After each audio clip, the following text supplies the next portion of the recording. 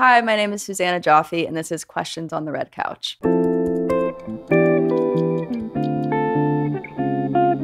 What's the biggest adjustment you've had to make moving from Texas to New York? The subway, the not driving. Everybody loves public transportation. I will be the first to say that I do not, and I miss my car, and I miss the privacy of my car. It was like my safe space, and honestly, I know that sounds so silly, but that has been a really hard adjustment for me to make. Have you adopted any of your dad's songwriting tendencies? Me and my dad have quite literally like the most polar opposite writing styles, which has been really helpful and challenging because I'm very much like a stream of consciousness writer, and he's very much like every single word has to make sense and like contribute to the larger meaning of the song. So like I'll send him stuff I'm working on, and he really challenges me to think about it in a different way. So I'm trying to adopt some of my dad's songwriting tendencies. What do you think of the growing popularity of country music?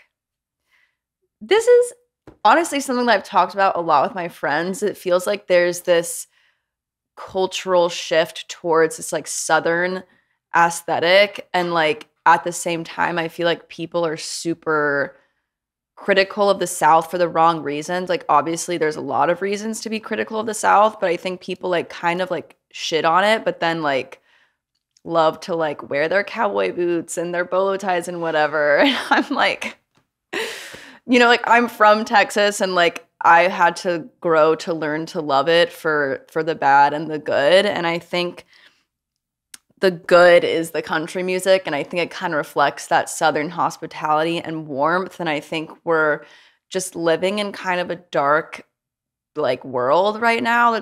We're all very like polarized and divided, and I think the shift towards country music is like a reflection of people wanting something that feels warm and kind and familiar. And that's like one of the best parts of the South and of country music. Describe the inspiration behind your bold makeup. Like I mentioned, I'm from Texas. I am also queer, and like growing up queer in Texas was something that was weird. I grew up in Austin, but most of my family lives in like the suburbs of Dallas and more rural areas. And I'm honestly still not out to any of my family members that are in Texas except for my immediate family.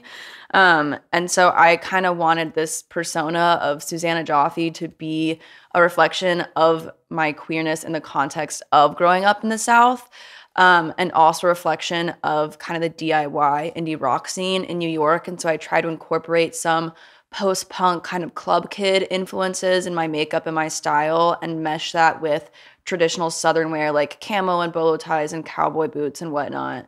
And then pair that with drag makeup as an expression of my queer identity, especially now when drag is being targeted at a legal level across the South and across the country. Yeah, so kind of just like a merging of all my identities. What's your deli order?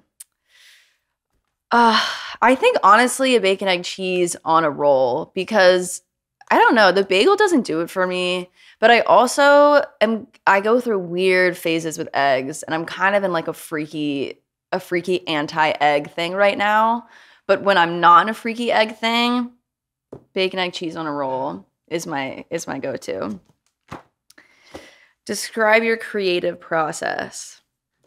My creative process involves me like randomly pulling out my phone in the middle of the street and recording, like haphazardly recording some voice memo, and then texting it to my guitarist and producer Ben and being like, what do you think of this? And then like going back home and making some shitty demo on GarageBand, and then going to the studio later that week. I also like will just write random ideas for song concepts or lyrics in my notes app. And like when I want to write a song, I just kind of scroll through and look around there. I went to school for film, so I also think very visually with all of my songs, which I think helps. And I think is reflected in the production style. I think my songs are very cinematic because I think so visually in my creative process.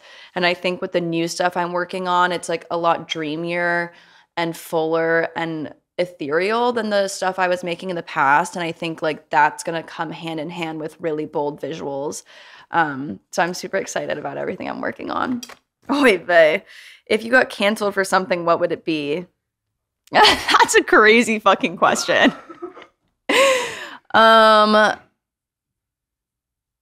You know what? I'll just out myself. I can't deal with veganism. Like that is like, I respect it, but I can't. I hate vegan restaurants. I hate vegan substitutes for food. I think it tastes fucking nasty. And I just I like hate it so much. And I love food so much. It is my greatest joy. And like you would have to shoot me dead before I would stop eating meat. And that's my truth. That's what I would get canceled for. Do you think social media is bringing people together or driving them apart? I think it's bringing people together. I think that people, especially in a post-COVID world, have turned to social media to find niche communities. And I think it would have been a lot, like, I don't think people would have paid that much attention to these communities or we're in an epidemic of loneliness. And I think part of that is because of the internet, but I also think like the internet helps facilitate connections. Like half the friends I've made in New York, I met through the internet. And I think it's just a matter of like how you use it. Like if you can use it in a productive way if you want to. And it's not going anywhere. So gotta work with it. What's one piece of advice you'd give to artists trying to build a following? I have gotten this question a lot and I always give the same answer and I feel really strong in my answer, but I feel like people don't really let it sink in. But I think that if you take yourself seriously, other people will take you seriously.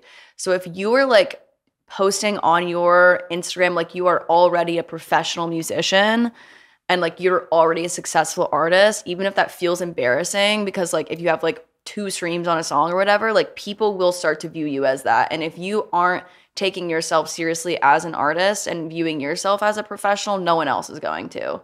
And it can feel really awkward. And like, I definitely had that stage when I like had my personal Instagram and like started posting like singing videos or posting like, oh, I have a song coming out. And it felt super embarrassing. But the second I just like committed to it, it made such a difference in my career. So that, take yourself seriously. And that's questions on the red couch.